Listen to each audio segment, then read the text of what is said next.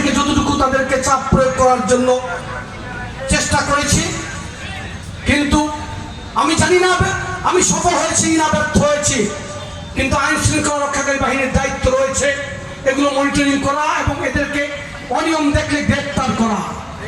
আমরা সংগঠন হিসেবে সতর্ক করতে পারি, সাংগঠনিক ব্যবস্থা নিতে পারি।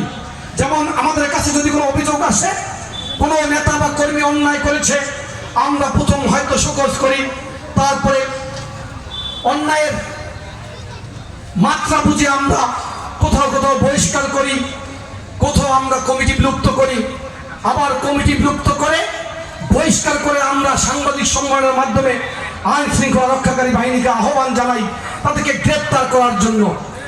আহ্বান জানানোর পরও আইন শৃঙ্খলা রক্ষাকারী বাহিনী যদি গ্রেপ্তার না করে এই দায় আমরা কিভাবে নিব আপনারা বলেন? কিন্তু আইন শৃঙ্খলা রক্ষাকারী বাহিনীর সাথে আপনারা আলাপ করে দেখেন, আজ পর্যন্ত কোথাও কাউকে ফোন করে, কোনো থানায় কোনো কর্মকর্তাকে ফোন করে আমরা বলেছি কিনা যে অমুক আসামিকে ধরা যাবে না? একবারের জন্য এই কথা কিন্তু আমরা বলি নাই, বরং আমরা বলেছি আমরা আপনাদের